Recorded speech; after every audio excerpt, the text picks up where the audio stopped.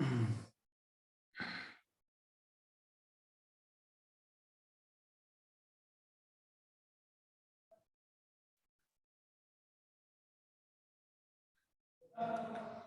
Evening student.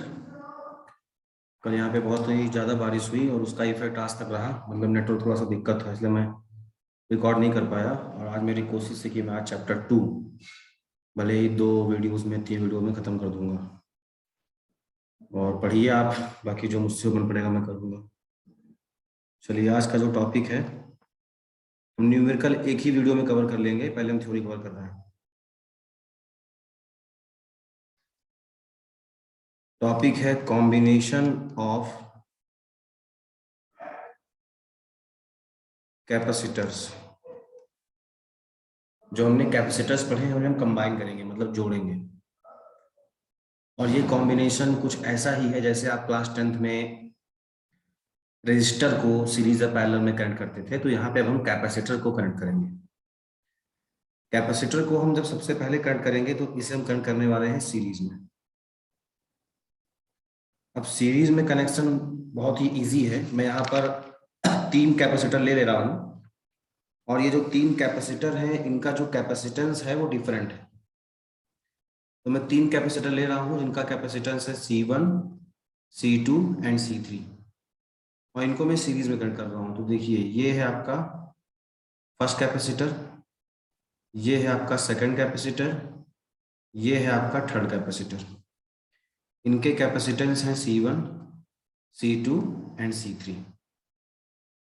Charges जो हैं ये C1 के इस प्लेट पे पॉजिटिव है, यहाँ पे नेगेटिव है, फिर ये पॉजिटिव है और ये नेगेटिव। मैंने बताया आपको कैपेसिटर पे किस तरह चार्ज रहेगा, अपोजिट। एक पे प्लस और दूसरे पे माइनस इंड्यूस हो जाएगा। तो सीरीज कनेक्शन कुछ ऐसा होता है कि अगर हम जो पहला कैपेसिटर है उसके नेगेटिव को हम कनेक्ट करें पॉजिटिव से, फिर दूसरा है उसके नेगेटिव को ऐसे अगले पॉजिटिव से, और फिर ये नेगेटिव पॉजिटिव, मतलब ये अल्टरनेट चलता रहेगा। फिर इसको हमने इधर से कनेक्ट कर दिया एक बैटरी से जिसका पोटेंशियल है कुछ V वोल्ट। ठीक है, तो ये बैटरी का प्लस है और ये बैटरी का माइनस है। तो आप ऐसे भी बता सकते हो कि बैटरी के प्लस से कैपेसिटर का पहला प्लस, उसके बाद जो पहले कैपेसिटर का माइनस है वो अगले के प्लस से जुड़ेगा, फिर दूसरे का जो माइनस है वो अगले के प्लस से जुड़ेगा। इस तरह से चलेगा। इस सीरीज कनेक्शन में चार्जेस सेम रहेंगे, यानी क्यू आपका सेम ही रहेगा। तो यहाँ पे आपको ध्यान रखना है कि यहाँ पे चार्ज सेम रहेगा, लेकिन जो पोटेंशियल है जो अक्रॉस कैपेसिटर, यानी अलग अलग कैपेसिटर में जो पोटेंशियल है ये आपका डिफरेंट हो जाएगा, यानी अलग अलग हो जाएगा। तो चार्ज सेम ही रहेगा, इस पे प्लस क्यू, ये minus Q, plus Q minus Q, plus Q minus Q. लेकिन यहां पर पोटेंशियल आ जाएगा, पहले वाले में V1 हो जाएगा, दूसरे में V2 हो जाएगा और तीसरे में V3 हो जाएगा। अब हमारे पास जो कैपेसिटेंस का फॉर्मूला है उसके हिसाब से मैं लिख सकता हूं पोटेंशियल डिफरेंस अलग अलग। तो पहले का पोटेंशियल डिफरेंस हो जाएगा V1 equal to Q upon C1, दूसरे पोटेंशियल डिफरेंस हो जाएगा V2 equal to Q upon C2 और तीसरे में हो जाएगा V3 equal to Q upon C3। ये कैसे किया? तो मैंने आपको पढ़ाया C equal to Q upon V। क्या पढ़ाया मैंने आपको? C equal to Q upon V, capacitance का फॉर्मूला, वहीं से मैंने इसको लिखा V1 V2 V3। ठीक है, अब आपको पता है, ये क्लास 10 से कॉन्सेप्ट बोलने जा रहा हूं मैं, कि अगर कनेक्शन सीरीज है, ये क्लास 10 का कॉन्सेप्ट है, अगर कनेक्शन सीरीज है, जो ये पोटेंशियल होगा बैटरी का जो अप्लाई करेंगे, ये इक्वल होगा सम ऑफ इंडिविजुअल पोटेंशियल, यानी V1 V2 V3। तो जो टोटल पोटेंशियल है V, अभी टोटल पोटेंशियल क्या हो जाएगा? सबका कॉम्बिनेशन करने के बाद जो टोटल पोटेंशियल V होगा वो इंडिविजुअल का सम हो जाएगा, यानी V1 plus V2 plus V3। तो V1 की वैल्यू आपकी हो गई Q अपॉन C1, V2 की वैल्यू हो गई Q अपॉन C2 और V3 की वैल्यू हो गई Q अपॉन C3। यहाँ पर V है ही। आप क्या कर सकते हो कि यहाँ पर Q ले लो कॉमन, तो 1 अपॉन C1 1/C2 1/C3 ये हो जाएगा। आप क्या करिए, इस Q को यहाँ पे क्रॉस मल्टीप्लाई कर दीजिए, तो ये आ जाएगा V/Q 1/C1 1/C2 1/C3। अब ये V क्या है जो यहाँ पर V आया है, ये V है टोटल पोटेंशियल, यानी जो हमने कंबाइन किया है कैपेसिटर को, तो कंबाइन करने के बाद जो पोटेंशियल है वो ये है, यानी कह सकते हो कि जो कॉम्बिनेशन के बाद एक सिंगल कैपेसिटर बन जाएगा, ये उसका पोटेंशियल है। और Q क्या है, ये आपका कह सकते हो टोटल चार्ज है आफ्टर कॉम्बिनेशन, ये टोटल चार्ज है आफ्टर कॉम्बिनेशन। तो ऐसा सब करने पर अगर कैपेसिटेंस हो जाए CS, भाई कनेक्शन कौन सा कर रहे हैं, सीरीज में, तो हमने मान लिया कि जो CS है ये हो गया टोटल कैपेसिटेंस इन सीरीज, ये हो गया टोटल कैपेसिटेंस इन सीरीज। तो आपका फिर यहाँ पे क्या हो जाएगा, आपको पता है कि C होता है Q/V बाय द फॉर्मूला, इसको मैंने CS ले लिया क्योंकि सीरीज कनेक्शन, तो CS हो गया Q/V। लेकिन यहाँ पर देखो ये क्या है, यहाँ पर लिखा है V/Q, यानी उल्टा लिखा है ना इसका, तो अगर मैं इसको रेसिप्रोकल कर दूंगा, Q/V का उल्टा कर दूंगा V/Q, तो ये भी तो उल्टा हो जाएगा, यानी 1/CS। तो अगर मैं इसको इक्वेशन 1 ले लूं और इसको इक्वेशन 2 ले लूं, तो 2 से V/Q की वैल्यू क्या हो जाएगी 1/CS, तो ये आ जाएगा 1/CS equal to 1/C1 1/C2 और ये 1/C3। ये हो गया टोटल कैपेसिटेंस इन सीरीज, ठीक है, ये हो गया टोटल कैपेसिटेंस इन सीरीज, ठीक है। ये मैंने 3 के लिए लिखा है, आप n के लिए लिख सकते हो 1/C 1/C2 1/C3 plus and so on 1/C1, ठीक है। तो ध्यान दीजिए, बहुत ही टफ डेरिवेशन नहीं है, बहुत ही सिंपल सी चीज है। शुरुआत में आपको ध्यान रखना है कि सीरीज कनेक्शन में चार्ज सेम है, लेकिन जो पोटेंशियल है क्रॉस कैपेसिटर, अलग अलग जो कैपेसिटर हैं वो डिफरेंट है, ठीक है, ये आप कर लेंगे। अब इस डेरिवेशन को करने के बाद जो हमारा रिजल्ट है, उस रिजल्ट पे हम डिस्कशन करेंगे, तो इसको आप पॉज करके कर लीजिएगा। देखिए हमारा रिजल्ट क्या आया कि जो कॉम्बिनेशन है कैपेसिटेंस CS, ये 1/C1 1/C2 और ये 1/C3 आया, ये है टोटल, जैसे इक्विवेलेंट भी कहोगे, तो ये इक्विवेलेंट का 1 लिखा है, मतलब रेसिप्रोकल लिखा है, तो ये है रेसिप्रोकल ऑफ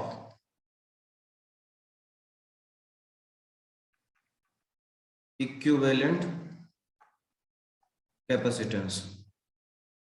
और ये इक्वल किसके आया है बताइए, ये इक्वल आया है सम ऑफ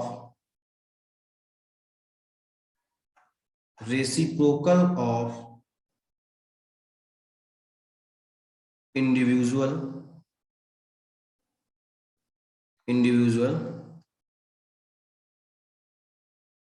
कैपेसिटेंस।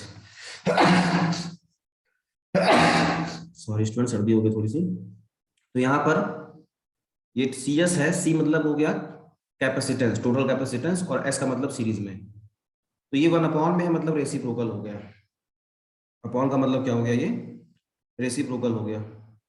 तो रेसिप्रोकल हो गया जो इक्विवेलेंट कैपेसिटेंस का, ये बीच में इक्वल किसके है, कि जो पहला कैपेसिटर था उसका कैपेसिटेंस है, दूसरे का है, तीसरे का है, तो उन सबका सम ही तो है, लेकिन सबका क्या है, रेसिप्रोकल लिया है, मतलब C1 का रेसिप्रोकल 1/C1, C2 का 1/C2 1/C3। तो ये पहला कंक्लूजन आप यहां से लिख सकते हो। दूसरा कंक्लूजन यहाँ पे आपको दिखाई पड़ेगा कि जो इक्विवेलेंट कैपेसिटेंस है,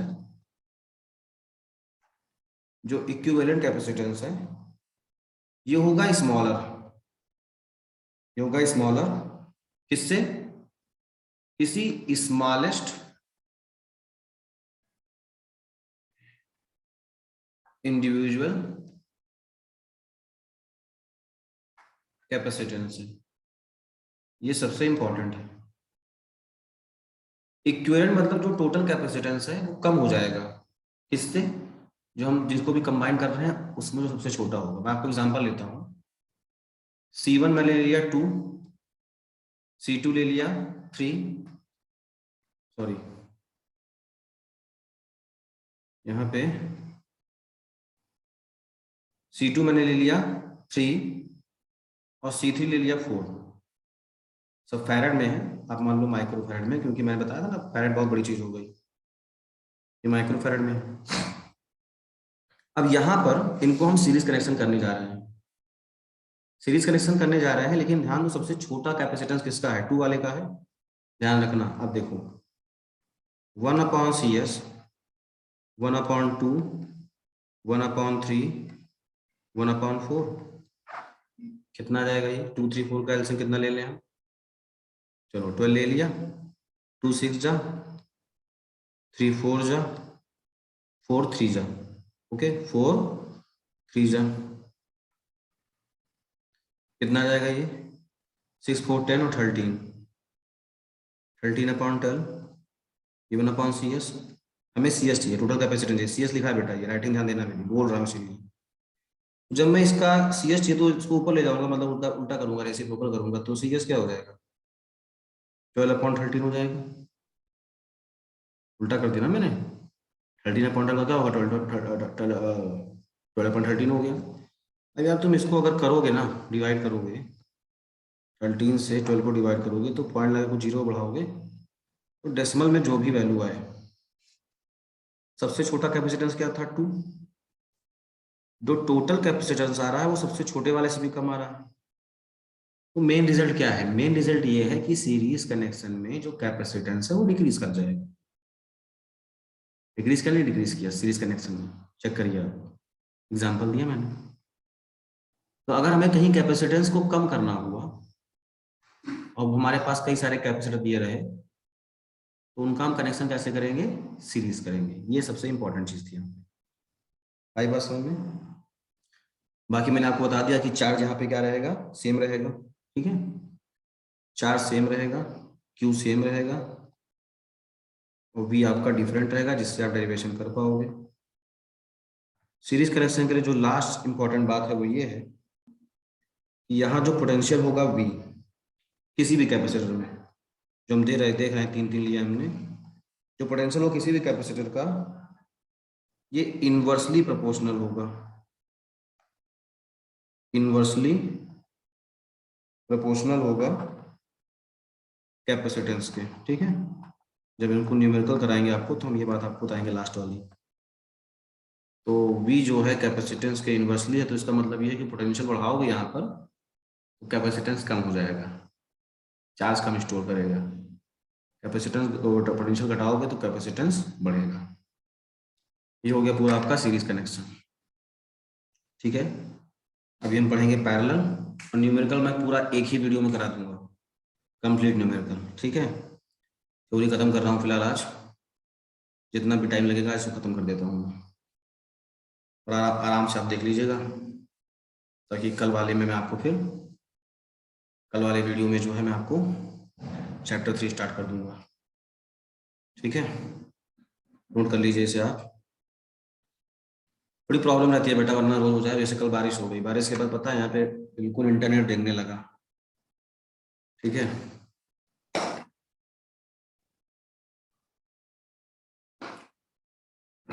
सैटरडे संडे में मैं फ्री रहूंगा तो मैं बिल्कुल लाइव आ जाऊंगा आपके लिए, जितने बजे आप कहोगे। लेकिन पता है आप लोग का दिक्कत क्या है, आप लोग आपस में कभी डिस्कस नहीं करते हो। मैंने को टाइम पूछा, एक कहेगा 7, एक कहेगा 6, एक कहेगा 7:30, एक कहेगा 8, हो चुकी क्लास। आप लोग कोई ऐसा टाइम नहीं बोलते हो जिसमें लगे कि हाँ वाकई में पढ़ना चाहते हो, सब अपने हिसाब से बोलते हो, नहीं मैं तो 7 बजे सोने जाता हूँ, मैं तो 8 बजे खाने जाता हूँ, मतलब अपने लग्जरी में आपको चाहिए चीजें। अब मैं टाइम डिसाइड कर दूंगा, जिसको आना होगा आ जाना। आपके हिसाब से चलने पे दिक्कत यही है कि आप इतना अलग अलग टाइम बोल दोगे, किसी का डिसाइड ही नहीं हो पाएगा। ये नहीं सोचोगे कि हाँ आपस में पहले बात कर लें कि क्या हो सकता है, फिर एक डिस्कशन पे पहुंच जाए, तो आपके अंदर कोई एक बॉन्डिंग है ही नहीं यार कि करना क्या है, चलो छोड़ो क्या करूँगा, उस पर क्या बताऊंगा मैं आपको। चलिए पैरेलल कनेक्शन करते हैं। अब जो कनेक्शन है वो पैरेलल कनेक्शन है।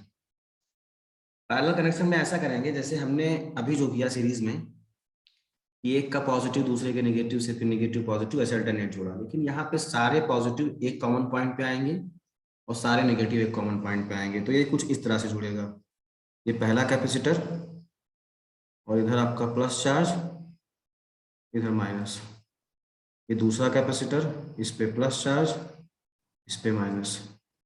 ये तीसरा कैपेसिटर, इस पे प्लस चार्ज, इस पे माइनस। ठीक है, यहां पर ध्यान क्या रखना है बेटा कि चार्ज डिफरेंट हो जाएगा।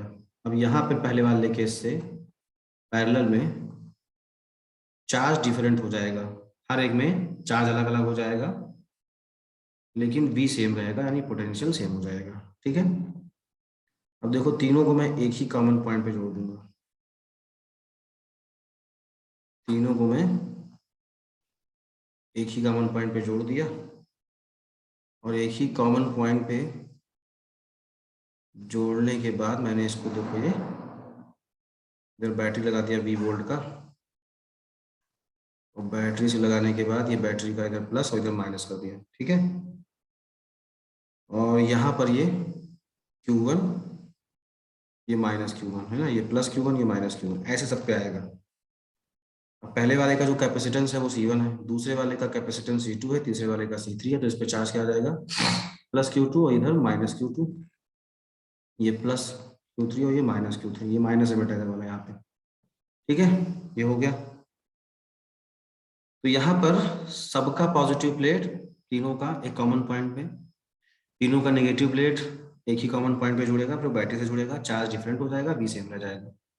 ये बात आपको ध्यान रखनी है। अब यहाँ पे हम लिखेंगे चार्ज की वैल्यू तीनों में, तो Q1 Q2 Q3 उसकी वैल्यू लिखेंगे।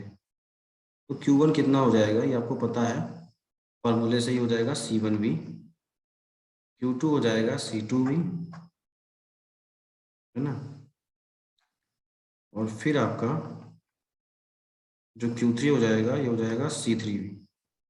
ये हमने चार्ज निकाल लिया। तो यहाँ पर जो टोटल चार्ज होगा Q, जो टोटल चार्ज होगा Q उन तीनों का सम होगा, यानी Q हो जाएगा Q1 plus Q2 plus Q3। अब Q1 की वैल्यू क्या है, C1V, Q2 कितना है C2V, Q3 कितना है C3V। V यहाँ ले लो common, C1 plus C2 plus C3, ये आ गया। ठीक है, और लेफ्ट साइड आपका क्या है, Q ही है। तो आपका यहाँ पर जो Q मिल गया, ये मिला C1 plus C2 plus C3V, इसको इक्वेशन 1 ले लो। ये कनेक्शन कौन सा है, पैरेलल कनेक्शन है। तो हमने कह दिया कि पैरेलल कनेक्शन में जो टोटल चार्ज है वो तो Q हो गया, हमने मान ही लिया है। Q क्या हो गया, टोटल चार्ज हो गया। इस कनेक्शन में जो हम कैपेसिटेंस लेंगे उसे हमने लिख दिया Cp, टोटल कैपेसिटेंस कितना ले लेंगे Cp। C का मतलब तो हो गया कैपेसिटेंस, लेकिन P का मतलब पैरेलल में, और V मैंने कह दिया कि V है आपका पोटेंशियल टोटल जो हमने दिखाया है। तो अगर हम टोटल करने के बाद, इस सबको कॉम्बिनेशन करने के बाद टोटल चार्ज की बात करें, टोटल चार्ज Q कितना हो जाएगा, इसी फॉर्मूले से CV से इसकी वैल्यू हो जाएगी CpV। Cp किस लिए, क्योंकि पैरेलल में और V कर लिया, इसको आप 2 ले लो। अब क्या करूँ, ये चीज आप यहाँ पुट कर दो, तो Q हो जाएगा CpV, और ये C1 plus C2 plus C3 ये ब्रैकेट में, और इधर ये V से V हो गया कैंसिल। तो पैरेलल कनेक्शन में कितना आ गया, ये C1 plus C2 plus C3। ये मैंने 3 के लिए लिखा है, आप इसको क्या कर सकते हो, n के लिए C1 plus C2 plus C3 plus Cn तक कर सकते हो। ठीक है, ये कर दिया। अब इसके भी रिजल्ट पे ध्यान देते हैं एक एक करके, देख लीजिए पहले आप, बहुत ही सिंपल सी चीज है, कोई टफ नहीं है। और अगर आप इसको क्लास 10 के रेजिस्टेंस के कॉम्बिनेशन से कंपेयर करोगे तो उल्टा है। वहां पे पहला कनेक्शन में अपॉन में आता था, यहाँ सीरीज में अपॉन में आ गया रेसिप्रोकल। ठीक है, चलो देखते हैं क्या है। कंक्लूजन की बात करें तो पहला कंक्लूजन ये है इसका कि जो Cp है ये है इक्विवेलेंट यानी टोटल कैपेसिटेंस। तो जो इक्विवेलेंट कैपेसिटेंस है, देखो ये इक्वल है, किसके इक्वल है, सम ऑफ इंडिविजुअल, है ना। जो अलग अलग थे उन सबका ये सम है। ठीक है, फिर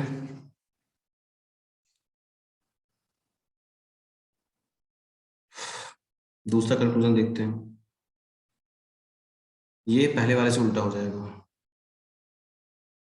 यहाँ पे जो इक्विवेलेंट कैपेसिटेंस होगा,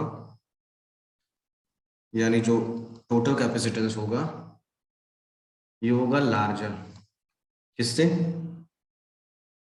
किसी तीनों में से जो लार्जेस्ट होगा इंडिविजुअल, उससे।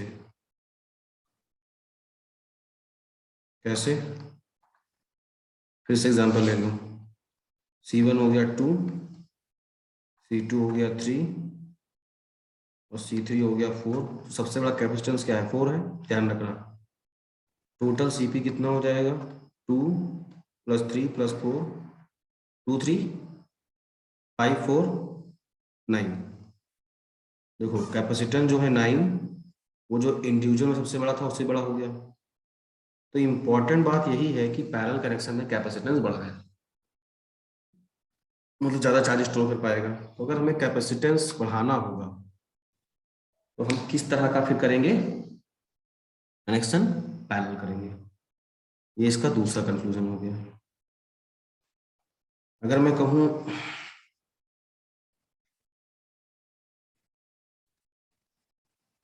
तीसरा कंक्लूजन, तो आप तीसरा देख ही सकते हो कि क्या लिखाया था मैंने। पोटेंशियल यहाँ पे क्या हो जाएगा? डिफरेंट होगा और बाकी चीजें सेम हो जाएंगी। लास्ट यहाँ पे है जो आपको देखना है, जो नहीं है उस पहले वाले तरीके से है, वो तीसरा ये है कि यहाँ पे जो चार्ज है ऑन ईच, मतलब हर एक पे जो चार्ज है, ये प्रोपोर्शनल होगा इससे, कैपेसिटेंस से, है ना। तो इस वाले केस में Q जो है प्रोपोर्शनल हो जाएगा C के। तो चार्ज बढ़ेगा तो कैपेसिटेंस बढ़ता जाएगा। ये इस वाले केस के लिए है, तो न्यूमेरिकल में ध्यान रखेंगे। ठीक है, ये तो हमारा हो गया सीरीज ऑफ पैरेलल कनेक्शन। ठीक है, इसमें वो अच्छे अच्छे न्यूमेरिकल हैं, वो मैं नेक्स्ट वाली वीडियो में भी कंप्लीट करा दूंगा पूरा। ठीक है, कोई प्रॉब्लम है? नहीं होनी चाहिए। चलिए आगे देखते हैं, इसको करिएगा। जो नेक्स्ट टॉपिक है हमारा वो है energy store in a capacitor. हमें क्या निकालना है, क्या पढ़ना है? Energy stored in a capacitor. अब energy stored in a capacitor क्या है? मैंने आपको बताया, कैपेसिटर एक डिवाइस है जो चार्ज को स्टोर करता है इन the form of electric energy या इलेक्ट्रिक फील्ड। ठीक है, तो जो एनर्जी स्टोर कर रहा है उसकी वैल्यू कितनी होगी? ठीक है, तो कैपेसिटर है जो चार्ज को स्टोर कर रहा है, या हम कहें इलेक्ट्रिक एनर्जी को स्टोर कर रहा है इन द फॉर्म ऑफ चार्ज। तो ये इलेक्ट्रिक एनर्जी कितनी होगी हमें ये कैलकुलेट करनी है, और यहाँ से ये फॉर्मूला जो बनेगा वो न्यूमेरिकल में काम आएगा। तो ध्यान दीजिएगा, मैं जो अब बात बोलने जा रहा हूँ, किसी भी कैपेसिटर को जो हम बैटरी से कनेक्ट करते हैं तो वहां पे वो कैपेसिटर चार्ज होने लगता है। ठीक है,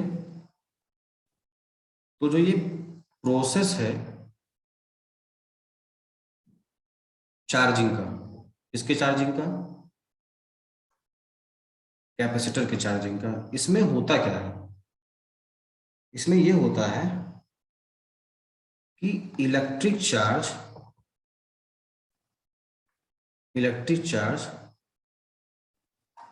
ट्रांसफर होता है from one plate to another, यानी एक प्लेट से दूसरे प्लेट पे चार्ज ट्रांसफर होता है। ठीक है,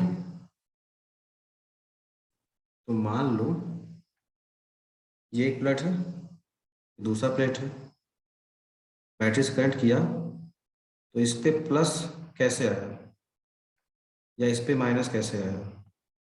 भाई एक पे माइनस आएगा तो दूसरे पे इंड्यूस इफेक्ट में प्लस आएगा, लेकिन चार्ज जो होगा एक से दूसरे पे ट्रांसफर होगा।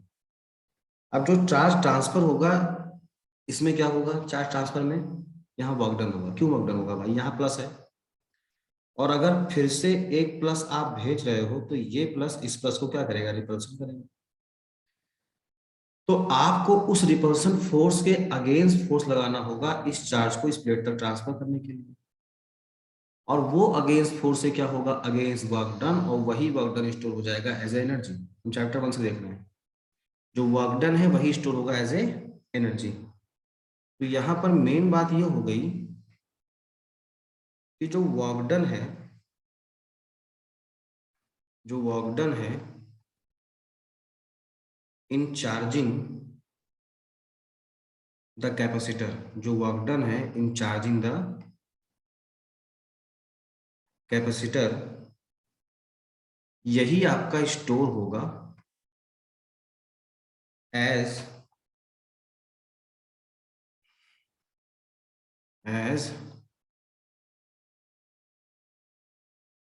Electric potential energy. ये स्टोर कैसे होगा, एज इलेक्ट्रिक पोटेंशियल एनर्जी। किसका इलेक्ट्रिक पोटेंशियल एनर्जी, कैपेसिटर का। ठीक है, वही हमको करना है, वर्क डन निकाल लेना है, वही उसके इक्वल हो जाएगा। ठीक है, तो यहाँ पर मैं कुछ चीजें लिख रहा हूँ, दो डायग्राम बना दे रहा हूँ, इसको और नोट कर लीजिए पहले।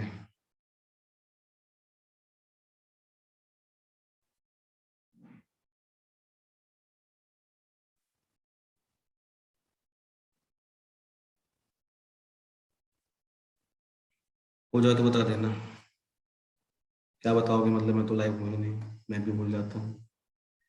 चलिए देखते हैं।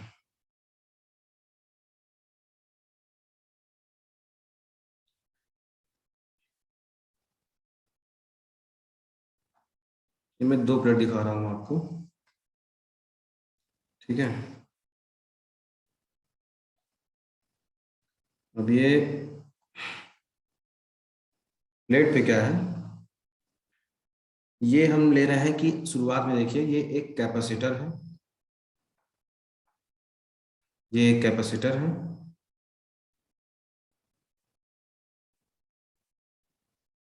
और इस कैपेसिटर का जो कैपेसिटेंस है वो है सी। ठीक है, इनिशियली यानी शुरुआत में, इनिशियली इसके दोनों प्लेट्स थे अनचार्ज। इनिशियली प्लेट क्या थे, इनिशियली प्लेट थे अनचार्ज। हम ये मान रहे हैं, सपोज कर रहे हैं कि जो पॉजिटिव चार्ज है, इसे आप प्लेट 1 ले लीजिए, इसे आप प्लेट 2 ले लीजिए। जो पॉजिटिव चार्ज है ये आपका ट्रांसफर हो रहा है, कहां से, 2 से 1, एंड बिट बाय बिट, मतलब एक पहले गया पल्स, फिर दूसरी पल्स जाएगी। तो देखो यहाँ पे एक पॉजिटिव चार्ज जिसको हम कह रहे हैं डी क्यू डैश ट्रांसफर हो रहा है, तो इस पे आ जाएगा पॉजिटिव चार्ज, और इसको पता है आपको यहाँ पे क्या रहेगा, नेगेटिव चार्ज। ठीक है, अब इस प्रोसेस में जब आप चार्ज को ट्रांसफर करोगे बिट बाय बिट, तो एक बिट तो चलेगा, कोई दिक्कत नहीं, दूसरी बिट भेजोगे तो उस दूसरी बिट का प्लस से क्या होगा, रिपल्सन होगा। तो फिर क्या होगा, एक्सटर्नल वर्क करना पड़ेगा। क्या करना पड़ेगा, एक्सटर्नल वर्क। ठीक है, क्यों करना पड़ेगा, बताया, जैसे ये प्लस चला गया, पहले पहली बिट चली कोई दिक्कत नहीं है, दूसरी बिट जाएगी तो ये प्लस उस प्लस को क्या करेगा, रिपेल करेगा, उसके अगेंस्ट आपको करना पड़ेगा। ठीक है, अब किसी इंस्टेंट 1 और 2 पे इस पे चार्ज है क्यू डैश, और इस पे चार्ज है माइनस क्यू डैश, और हमने इस कंडीशन में कह दिया कि जो पोटेंशियल डिफरेंस है वो है वी डैश, और अकॉर्डिंग टू फॉर्मूला ये हो गया क्यू डैश अपॉन सी। शुरुआत की बात कर रहा हूँ जब चार्ज ट्रांसफर हो रहा है। ठीक है, अगली कंडीशन में ये पहला बिट हो गया, दूसरे बिट में मतलब जो नेक्स्ट चार्ज आएगा अब एक स्मॉल चार्ज, मतलब उसके बाद दूसरी बिट में स्मॉल चार्ज dq जो है वो गया प्लेट 2 से प्लेट 1 पे। तो अब क्या होगा, वर्क डन होगा। तो ये वर्क डन कितना होगा, ये वर्क डन हो जाएगा dw equal to v dash into two के डैश। अब ये कहाँ से आप सोच रहे होंगे, तो v equal to W upon Q आपको पढ़ाया है ना, तो w कितना हो गया v इंटू क्यू। लेकिन जब चार्ज dq ट्रांसफर हो रहा तो वर्क डन में कितना होगा, स्मॉल dw। और पोटेंशियल शुरुआत में कितना है v डैश, तो इतना हो गया। अब इस v डैश की वैल्यू इक्वेशन 1 से आप लिख सकते हो कितना है, ये हो जाएगा आपका v डैश की value q dash upon c और ये dq डैश। ये हो गया small work done in transferring the charge. According to definition जो वर्क डन है वही स्टोर होगा एज ए एनर्जी। तो हमने ये स्मॉल वर्क डन फाइंड किया। अगर हम टोटल वर्क डन फाइंड कर लें तो हमें टोटल एनर्जी मिल जाएगी। तो इतने दिन से आप मुझसे पढ़ रहे हो, अब समझ गए होगे अगर मेरी पढ़ाई थोड़ी सी भी सार्थक है आपके लिए।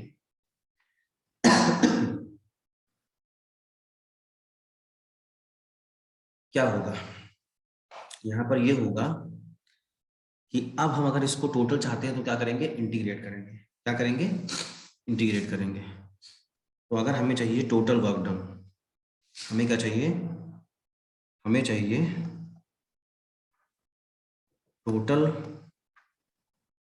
वर्क डन W, क्योंकि वही हमारा एनर्जी होगा, तो हम इंटीग्रेट करेंगे स्मॉल वर्क डन dW को। अब स्मॉल वर्क डन जो dW है ये है Q डैश C और ये dQ डैश। अब इंटीग्रेशन की लिमिट क्या होगी, देखो शुरुआत में ये देखो यहाँ पे इंटीग्रेशन किसका हो रहा है, चार्ज का इंटीग्रेशन हो रहा है। तो लिमिट भी किसकी लगेगी, चार्ज की लिमिट लगेगी। तो शुरुआत में चार्ज कितना था, 0, और चार्जिंग होने के बाद मान लो टोटल चार्ज हो गया Q। तो हम 0 से Q तक इसको इंटीग्रेट करेंगे। ठीक है, ठीक है भाई, तो इसको इंटीग्रेट करना है। अब देखिएगा आप, जब हमें इसको इंटीग्रेट करना है तो अब आप इसे इंटीग्रेट करना जानते हो। देखो भाई, क्यू के रिस्पेक्ट में हो रहा है, सी आपका हो गया कांस्टेंट, इसको कर लो बाहर। अंदर आपका 0 से Q, Q dash D Q dash. अब इसका क्या करोगे, सिंपल है यार। क्यू डैश का पावर है 1, पावर रूल से कितना हो जाएगा, 1 प्लस 1 अपॉन 1 प्लस 1 यानी क्यू स्क्वायर बाई 2। तो ये इसका इंटीग्रेशन हो गया, यहाँ लिख रहा हूँ वर्क डन 1 अपॉन से इसका इंटीग्रेशन हो गया क्यू स्क्वायर बाई 2। कितना हो गया, क्यू स्क्वायर बाई 2, और लिमिट कितना है, 0 से क्यू। ठीक है, मैं थोड़ा सा क्लीन कर दे रहा हूँ, उसकी नीड नहीं है, आप इनको लिख लिए होंगे मुझे उम्मीद है। ठीक है, तो अब ये यहाँ पर work done half C, limit put कर दो तो क्यू स्क्वायर बाई 2 आ जाएगा माइनस 1 अपॉन सी था।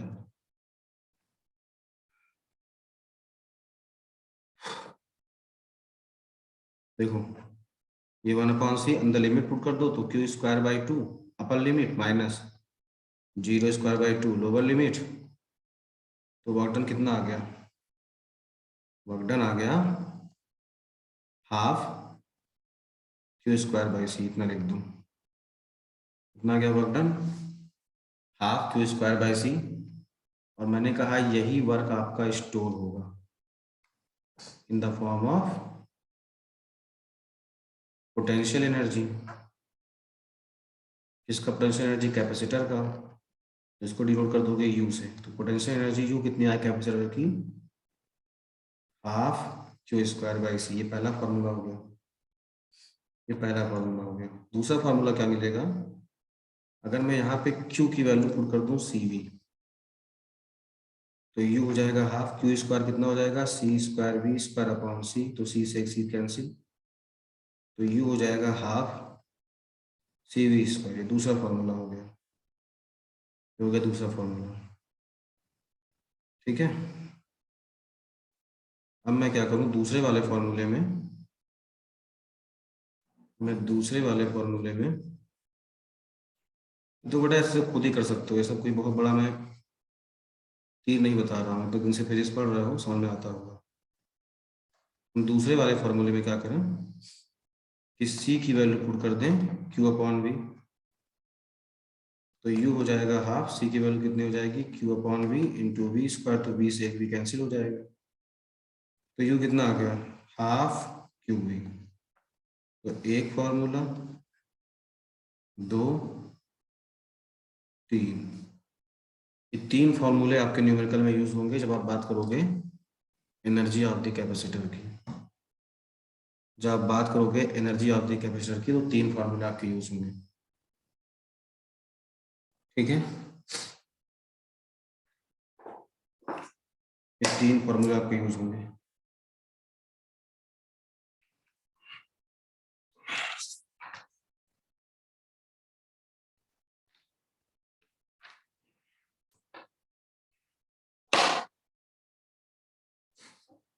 ठीक है, तो नोट कर लिया होगा आपने, आगे चलते हैं। देखिए ये हो गया। अब जो हमने एनर्जी स्टोर निकाला, अगर हमें एनर्जी स्टोर निकालना हो कॉम्बिनेशन का, मतलब जो सीरीज हमने पैरेलल कॉम्बिनेशन किया था उस कंडीशन में निकालना हो तो क्या होगा। चलिए यहाँ से आपको बहुत ध्यान देना है। हम करने जा रहे हैं एनर्जी स्टोर, और किस कंडीशन में, इन ए सीरीज कॉम्बिनेशन। हम जब कंबाइन कर दिए हैं तो कितना एनर्जी स्टोर है हम इसकी बात करने जा रहे हैं। तो अभी आपको पढ़ाया कि अगर सीरीज है कॉम्बिनेशन, तो वहाँ चार सेम होता है, यानी हम कह देंगे क्यू आपका कांस्टेंट होता है। तो आपका अगर मैं लिखूं एनर्जी, टोटल एनर्जी यू लिखूं, तो मैं यू लिख दे रहा हूं क्यू स्क्वायर बाई टू, और ये 1/c। ये कैसे लिखा, पहला वाला फॉर्मूला देखो आप, पहला फॉर्मूला है हाफ क्यू स्क्वायर बाई सी। मैंने क्या किया, क्यू स्क्वायर को यहाँ कर दिया, इसको यहाँ कर दिया, तो क्यू स्क्वायर बाई टू हो गया 1/c। और ये 1/c किसको बता रहा है, यही तो वहां पे टोटल था भाई। तो ये u हो जाएगा क्यू स्क्वायर बाई टू, और ये 1/c सबका कॉम्बिनेशन हो जाएगा, यानी 1/c1, 1/c2, 1/c3 plus and so on. ऐसे देखना कैसे कराया मैंने अभी, ठीक है।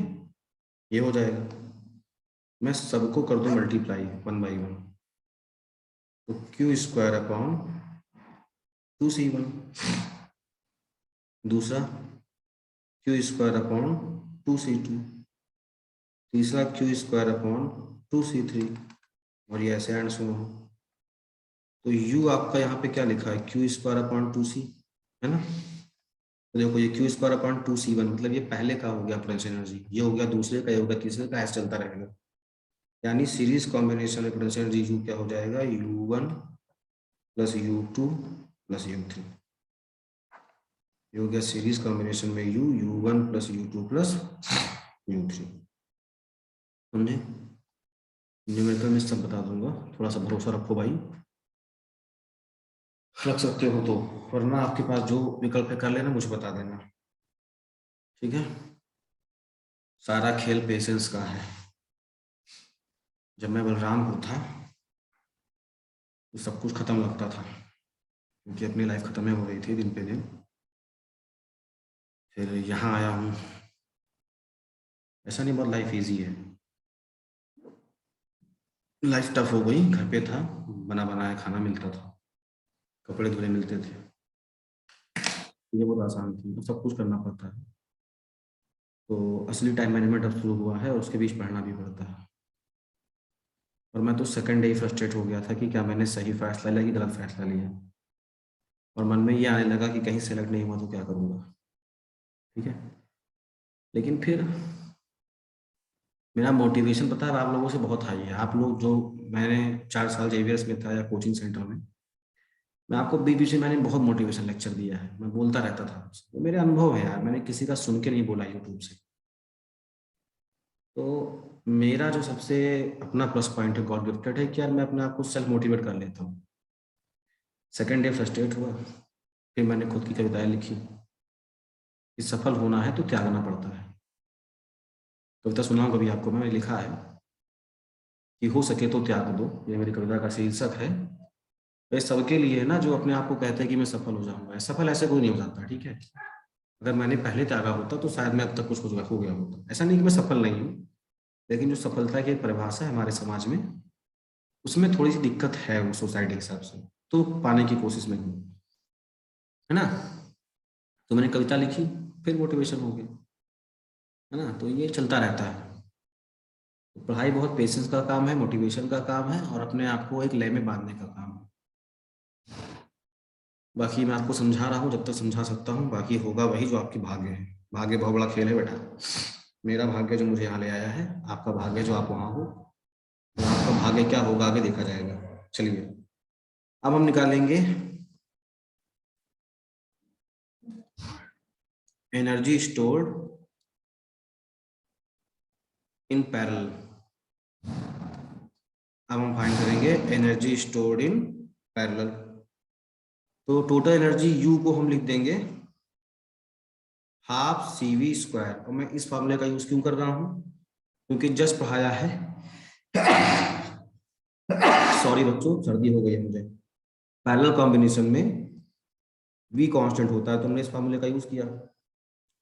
अब इसको मैं कैसे लिख सकता हूँ, इसको लिखूंगा मैं U equal to half V square अलग कर दो, ये सी कर दो। अब ये सी क्या हो जाएगा, टोटल बताएगा, यानी यू हाफ वी स्क्वायर, और सी होगा C1 plus C2 plus C3 plus and so on N तक।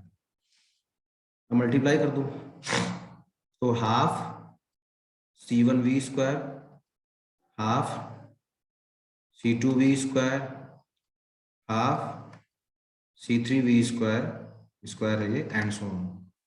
दूसरा फार्मूला था U equal to half C V square. तो यहाँ पे जब C1 है तो ये पहले का है, ये दूसरे का है, ये तीसरे का है, यानी U हो गया U1 plus U2 plus U3। तो आप देख सकते हो कि जब हम एनर्जी करेंगे कॉम्बिनेशन में, तो एनर्जी का सीधे सीधे ऐसे ऐड हो जाएगा, वहां कोई रेसिप्रोकल नहीं आएगा कि एक जगह ऐसे 1/C1 आ गया था तो एक जगह सी आ गया था। यहाँ बस सीधे सीधे दोनों में फार्मूला सेम था, ठीक है। ये हो गया आपका दूसरा टॉपिक। मतलब ये अब यहाँ से कैपेसिटर खत्म हुआ। बस कैपेसिटर का एक चीज और है जो आपको काम आएगा, वो बता दे रहा हूँ, एनर्जी डेंसिटी, ठीक है, और है डिस्ट्रीब्यूशन ऑफ चार्ज। ये जो बहुत सिंपल चीजें हैं, जहां डाउट हो पूछ लिया, तुम लोग पूछते हो उसके कुछ नहीं पता नहीं, वीडियो देखते हो कि नहीं देखते हो। चलो देखते हैं। जो इससे अब नेक्स्ट टॉपिक है वो है energy density of an electric field.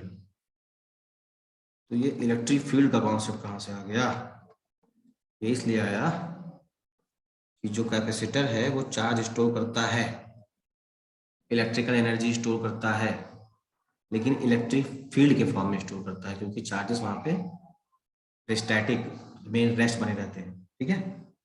तो देखो, मैं पूरी कहानी लिख दे रहा हूं पहले थ्योरी।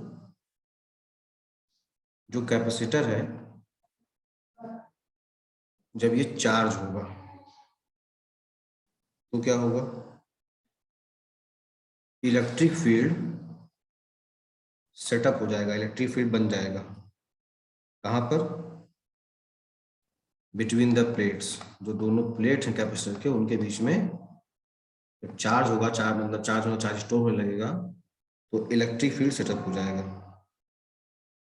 फिर अभी आपको बताया कि इस चार्जिंग के प्रोसेस में क्या होता है, वर्क डन होता है, और वही वर्क डन फिर इलेक्ट्रिक फील्ड कराएगा। तो यहाँ पे आपके लिए मेन बात बस इतनी है कि जो कैपेसिटर है, यहाँ पे इलेक्ट्रिक फील्ड है, यहाँ पे इलेक्ट्रिक फील्ड का प्रेजेंस है। किस फॉर्म में, एज ए एनर्जी के फॉर्म में। मतलब ये जो हम कहना चाह रहे हैं, सीधे सीधे मैं लिख रहा हूं उसको तो थोड़ा सा लिखने में, जो इलेक्ट्रिक एनर्जी जो है, ये मैंने क्या कहा, कैपेसिटर आपका चार्ज स्टोर करता है या इलेक्ट्रिकल एनर्जी स्टोर करता है। तो यहाँ पे जो इलेक्ट्रिकल एनर्जी स्टोर कर रहा है वो इलेक्ट्रिक फील्ड के फॉर्म में स्टोर कर रहा है। तो यहाँ पे हम कह रहे हैं कि इलेक्ट्रिक फील्ड प्रेजेंस है, तो इसका मतलब ये है कि यहाँ पे स्टोर है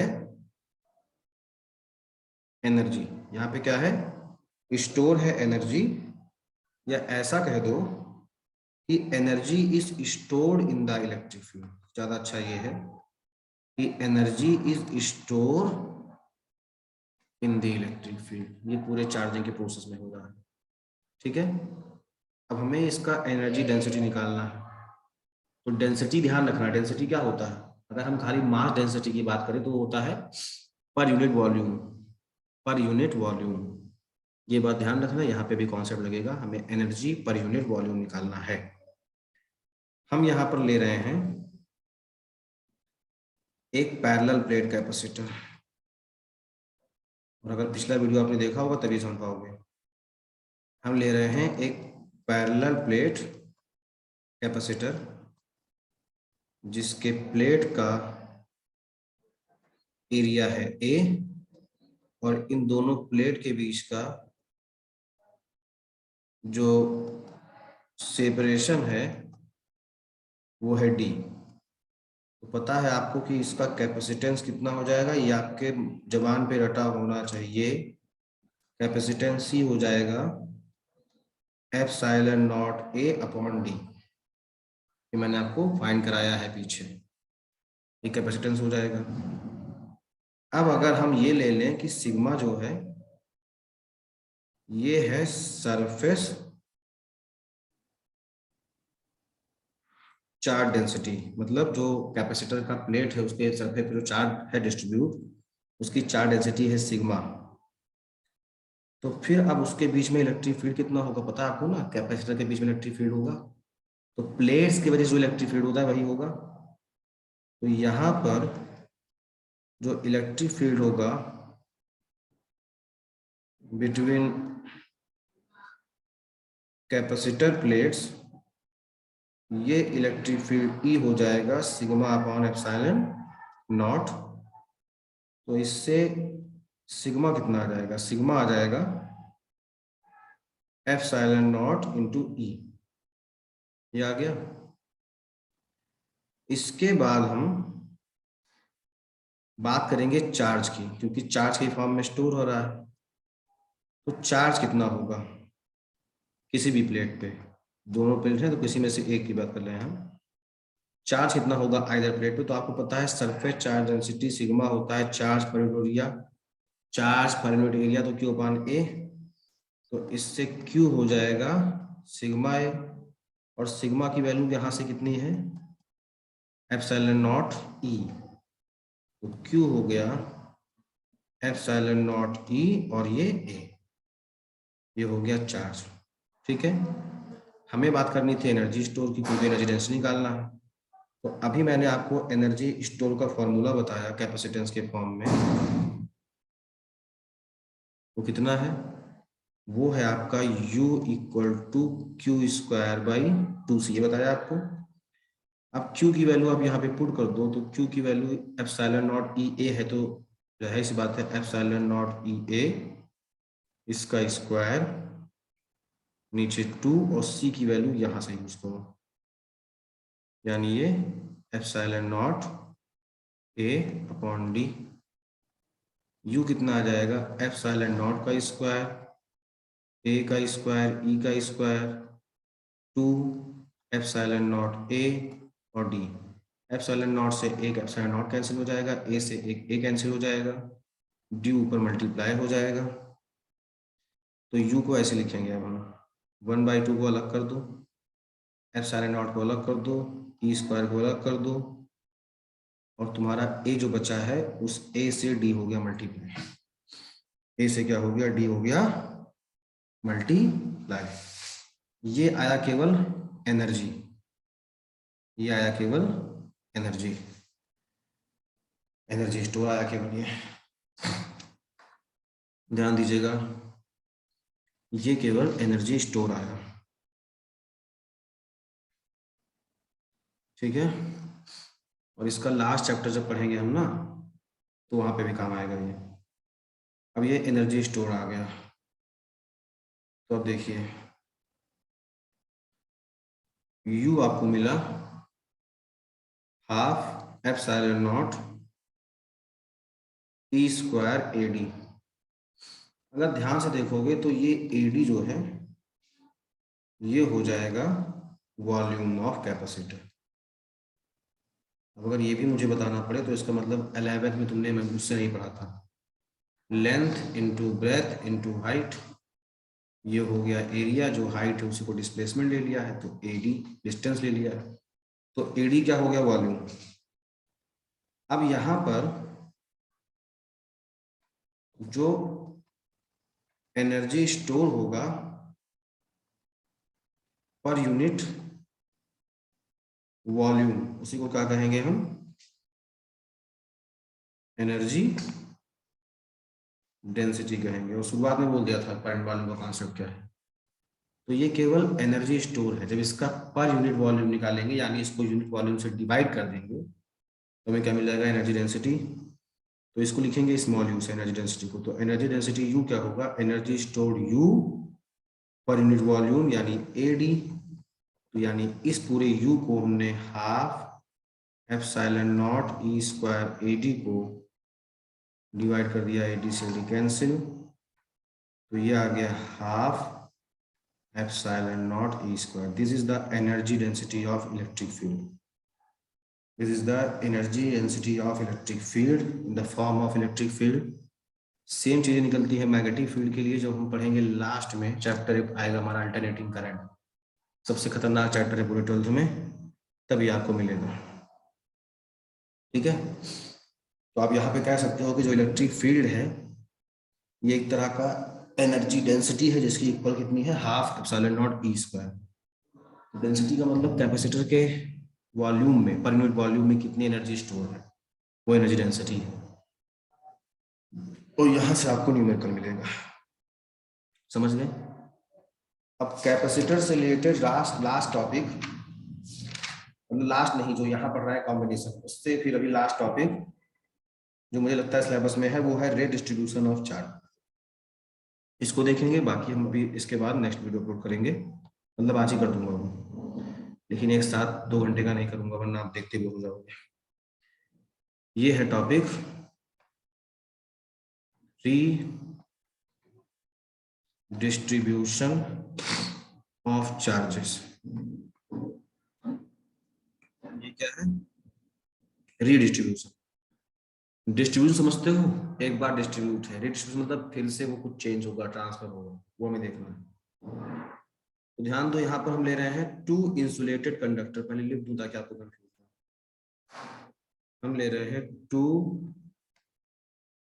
insulated conductors A and B, इनका जो